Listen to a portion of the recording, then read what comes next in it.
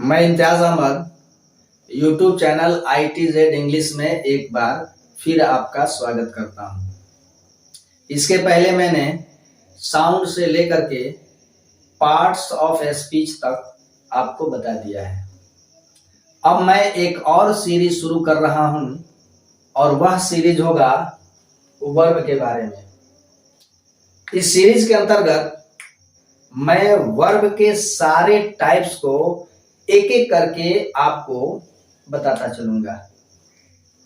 आज की short period में मैं वर्ब को दो भागों में मेन वर्ब और सहायक क्रिया के रूप में बांटूंगा और आपको समझाऊंगा कि मेन वर्ब क्या होता है और हेल्पिंग वर्ब या फिर एक्सिलरी वर्ब क्या होता है।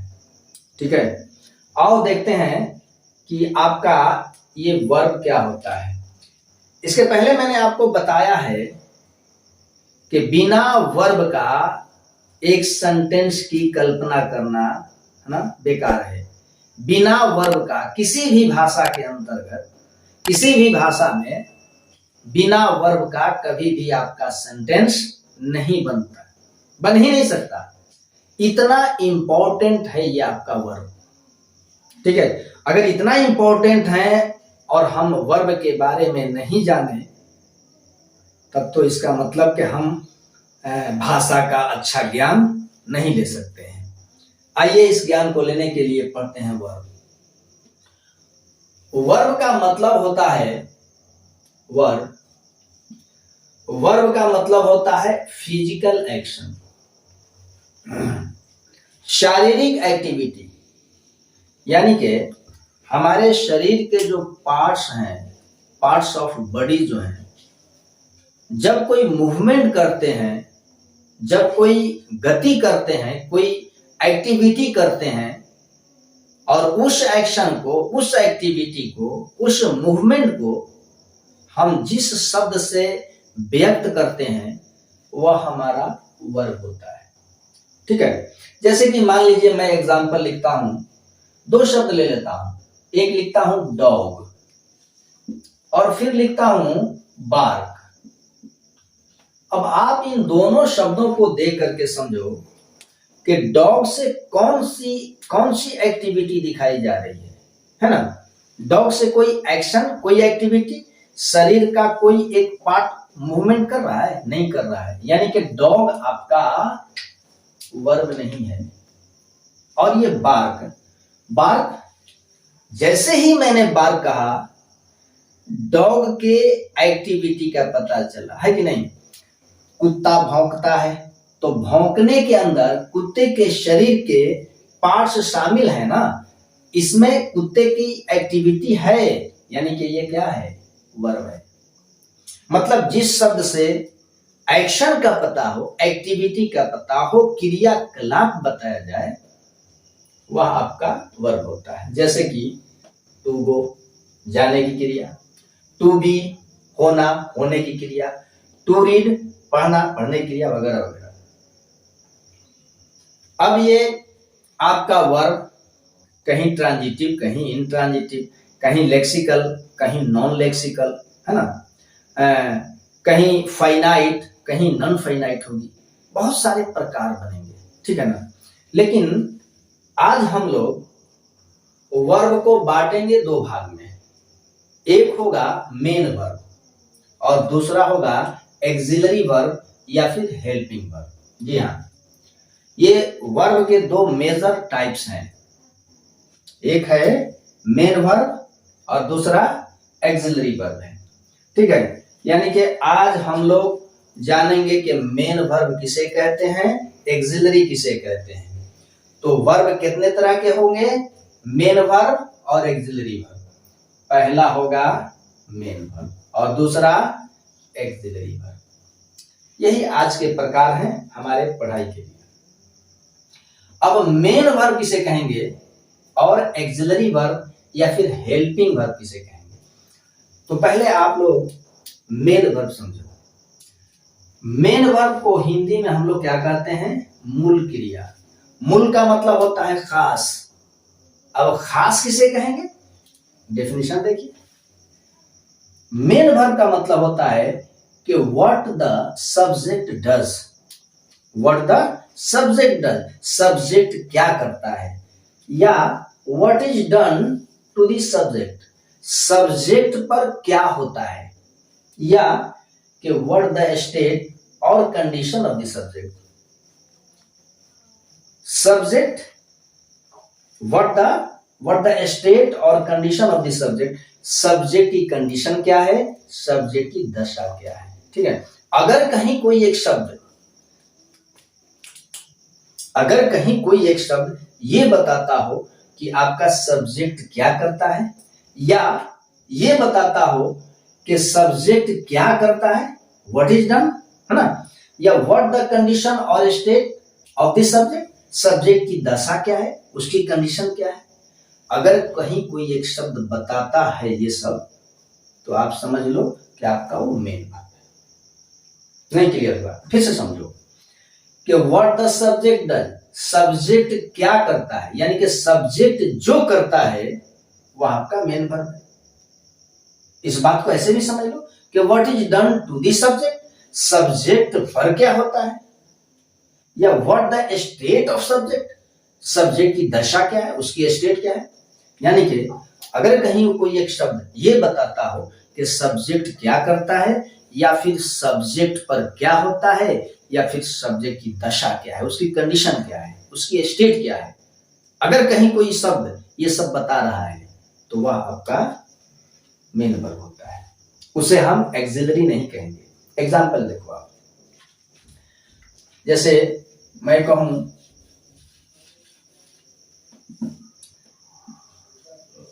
एग्जाम्पल, हरी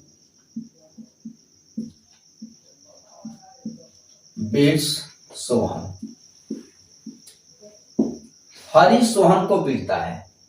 हरी क्या करता है, हरी आपका सब्जेक्ट है, हरी करता क्या है, तो पीटता है, पीटता है। इधर कहा गया कि what the subject does, subject क्या करता है, हरी क्या करता है बताओ, पीटना ना, तो पीटना करता है, तो फिर ये क्या है आपका मेन वर्ब है।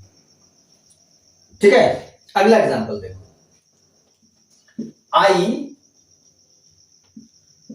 टॉट यू, मैंने आपको पढ़ाया, I taught you, I subject है, आई क्या करता है, तो पढ़ाया, टॉट, तो आई क्या करता है भाई, पढ़ाता है, पढ़ाया, तो ये आपका मेन वर्ब है। What the subject does, subject जो करता है वह आपका मेन वर्ब है। अगला देखो, what is done to the subject, subject पर क्या होता है, इसको समझने के लिए एग्जांपल देखो, mangoes are eaten by me, are eaten खाए जाते हैं क्या, मैंगोज, मैंगोज क्या हुआ, सब्जेक्ट हुआ, सब्जेक्ट पर क्या होता है, तो आर ईटेन खाए जाते हैं, आम खाए जाते हैं, तो सब्जेक्ट पर क्या हो रहा है, तो ईटेन, तो ईटेन क्या है आपका मेन वर्ब। यानी कि what is done to the subject, subject पर जो हो, जो बीते, वह आपका मेन वर्ब है। यहां होना नहीं हो रहा है, यहां इट हो रहा है, ईटेन, ये आपका मेन वर्ब है। अगला देखिए, फिर कहा गया कि what the state or condition of the subject, subject की कंडीशन क्या है ना, सब्जेक्ट का स्टेट क्या है, किस पोजीशन में है वो। मैंने कहा कि हरी इज सिक, हरी बीमार है, बताओ हरी की दशा क्या है, उसकी कंडीशन क्या है, तब बीमार होना, होना का मतलब इज यानी कि टू बी, तो फिर इज क्या है, तो मेन वर्ब है। इस तरह से आपने देखा कि पहले सेंटेंस में बीट्स आपका मेन वर्ब है, दूसरे में टॉट मेन वर्ब है, तीसरे में ईटेन मेन वर्ब है, चौथे में इज आपका मेन वर्ब है। ठीक है, आप और छोटा करके समझ लो कि अगर कहीं कोई एक शब्द बताता हो कि what the subject does, subject क्या करता है, या ये बताता हो कि what is done to the subject, subject पर क्या होता हो, या ये बताता हो कि व्हाट द कंडीशन और state of the subject, subject की दशा क्या है। अगर कहीं कोई एक शब्द ये सब बता रहा हो तो वह आपका मेन वर्ब होता है। जैसे कि यहाँ बीट्स, टॉट, ईटेन, इज, ये सब आपके मेन वर्ब है। ये इज जो है आपकी सहायक क्रिया नहीं है। मैं जब एक्सिलरी वर्ब बताऊंगा तो इज को एक्सिलरी बना के रखूंगा। ठीक है, अब तो मैं समझ रहा हूं कि आपका मेन वर्ब क्लियर हो गया होगा। ठीक है, अब आओ एक्सिलरी वर्ब समझते हैं। ठीक है, दूसरा भाग एक्सिलरी वर्ब। एक्सिलरी वर्ब का मतलब helping verb. Helping verb Hindi में क्या नाम देते हो? सॉरी, सहायक क्रिया। सहायक क्रिया। ठीक है, सहायक क्रिया का मतलब होता है which helps a main verb। जो मेन वर्ब की मदद करती हो, है ना, जो मेन वर्ब की सहायता करती हो, कोऑपरेट करती हो, मदद करती हो, वह आपकी एक्सिलरी वर्ब होती है। ठीक ना। अभी आपने सीखा कि अगर किसी शब्द से ये बताया गया कि सब्जेक्ट क्या करता है, या सब्जेक्ट पर क्या होता है, या सब्जेक्ट की कंडीशन क्या है, तब तो आपका मेन वर्ब है। लेकिन एक्सिलरी के बारे में आपको कहना होगा कि which helps a main verb, जो मेन वर्ब की मदद करती हो, यानी कि जो मूल क्रिया की सहायता करती हो, वह आपकी एक्सिलरी वर्ब होती है या फिर हेल्पिंग वर्ब होती है। ठीक है, अब इसको समझने के लिए एग्जांपल दे दो आप। जैसे मैं कहूं कि I am teaching you now, मैं अभी आपको पढ़ा रहा हूं। ठीक है, तो आपने सीखा मेन वर्ब, तो कहा कि what the subject does, subject जो करता है वो मेन वर्ब है। तो आई सब्जेक्ट है, आई क्या कर रहा है, तो टीच, तो टीच क्या है, मेन वर्ब है। अब इस पर आप ध्यान दो। अगर मान लो कि मुझे कहना हो कि मैं आप लोगों को अभी पढ़ा रहा हूं, ठीक है, तो आई एम टीचिंग होना है। अगर मैं कहूं कि एम हम हटा लेते हैं, आप बना लो कि मैं आपको अभी पढ़ा रहा हूं, हो सकता है, नहीं हो सकता।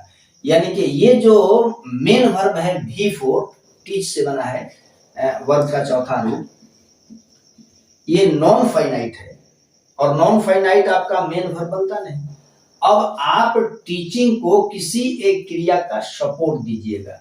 तो आप कॉन्सेप्ट याद रखिए कि V4 जब भी मेन वर्ब बनता है तो ये अपने साथ टू बी लेता है। कब लेता है? जब ये मेन वर्ब बनता है तभी। लेकिन अगर इसका प्लेसमेंट सब्जेक्ट की जगह किया जाए, ऑब्जेक्ट की जगह हो या अन्य जगह पर किया जाए, तो वहां आपका V4 टू बी का सपोर्ट नहीं लेता। ये कॉन्सेप्ट है टाइम और टेंस का। तो टीचिंग आपका मेन वर्ब है, अब बिना एम का ये होगा नहीं, तो एम का यहाँ रोल क्या है, एम क्या कर रहा है, तो टीच को कोऑपरेट कर रहा है, टीच की मदद कर रहा है कि नहीं। अगर कोई सहायक क्रिया या कोई क्रिया मेन वर्ब की मदद करती हो तो वह आपकी क्या है, एक्सिलरी वर्ब है। एम यहाँ क्या कर रही है, तो टीचिंग यानी कि फोर की मदद कर रही है, तो ये क्या है, ये आपकी एक्सिलरी वर्ब है। ठीक है, क्योंकि एम का प्रयोग आपने मेन वर्ब के रूप में नहीं किया है, इसलिए किया है ताकि टीच की मदद हो, टीच की सहायता हो, और जो मेन वर्ब की सहायता करती हो, मदद करती हो, वही तो आपकी एक्सिलरी होती है। अब मैं एम को मेन वर्ब बना देता हूं, देखो इधर, आई एम अ टीचर, मैं एक शिक्षक हूं, है ना। What the subject does, subject क्या करता है, या what the condition of the subject, इसमें सब्जेक्ट की कंडीशन क्या है, तो शिक्षक होना, होना, ये आपका टू बी है। अब बताओ एम के साथ कोई भी सहायक मेन वर्ब आया है, नहीं आया, बल्कि एम ही अब आपका मेन वर्ब है। कौन सा काम कर रहा है सब्जेक्ट? तो होना। क्या होना? तो शिक्षक होना। नहीं समझा? आई कौन सा काम करता है? तो शिक्षक होना। होना का मतलब टू बी। एम क्या हुआ? ये एम आपका मेन वर्ब जो किससे बना है? टू बी से बना है। आपने देखा कि एम जो है टीचिंग की मदद कर रहा है मेन वर्ब की, तो ये क्या बना? एक्सिलरी वर्ब बना। लेकिन यही एम यहां पर क्या बन रहा है? तो मेन वर्ब बन रहा है कि नहीं? यानी कि आप ऐसे समझ लो कि जब कोई सहायक क्रिया हो और उसके साथ कोई मेन वर्ब नहीं हो, जैसे कि गो, कम, प्ले, रीड, रन, तो आप तय करके चलो कि वह आपका सहायक क्रिया नहीं है, वो बल्कि मेन वर्ब है। नहीं समझा? फिर से समझिए। अगर कोई सहायक क्रिया हो और उस सहायक क्रिया के साथ कोई मूल क्रिया, अभी जो मैंने बताया, जैसे कि गो, कम, प्ले, रीड, रन, अगर इस तरह की क्रिया उसके साथ नहीं हो तो वह सहायक क्रिया मेन वर्ब हो जाती है, जैसा कि एम यहां बन रहा है ना? अब टोटल एक्सिलरी की संख्या जो होती है 24 होती है। ठीक है, 24 एक्सिलरी वर्ब। मैं उनकी टोटल संख्या आपको बता दूं। अब बी क्रिया से बनती है am, is, are, is, am, are, was, were. Do से 3 बन जाती हैं, डू, डज, डिड। हैव से 3 बनती हैं, हैव, हैड, हैज। इसके बाद shall, will, may, can, should, would, might, could, need, dare, ought to, used to और एक must। टोटल आपकी 24। इतनी सारी क्रियाएं जो आप देख रहे हो बोर्ड पर, ये सब की सब सहायक क्रिया बनती हैं। इनमें से कुछ आगे चल के मेन वर्ब भी बनेंगी और सहायक क्रिया भी बनेंगी, उसका मैं आगे के क्लास में आपको बताऊंगा। लेकिन अभी आप समझो कि मेन वर्ब वह होता है जिससे किसी खास काम के होने का बोध हो, यानी कि ये बताया जाए कि सब्जेक्ट क्या करता है, ठीक है, या सब्जेक्ट पर क्या होता है, या सब्जेक्ट की दशा क्या है, ऐसा बताने वाला शब्द आपका मेन वर्ब होता है। और उस मेन वर्ब की मदद करने वाला आपकी एक्सिलरी होती है, सहायक क्रिया होती है। और टोटल सहायक क्रिया की संख्या आपकी 24 है जो आप देख रहे हो। ठीक है, तो मुझे पूरी उम्मीद है कि आप मेन वर्ब और सहायक क्रिया एक्सिलरी वर्ब के बारे में अच्छी तरह से समझ गए होंगे। ये मेरा वर्ब सीरीज है। मैं आगे क्लास में वर्ब के डिफरेंट टाइप्स के बारे में एक एक करके आपको बताता चलूंगा। ठीक है, फिर अगले क्लास में मिलता हूँ। खुदा हाफिज।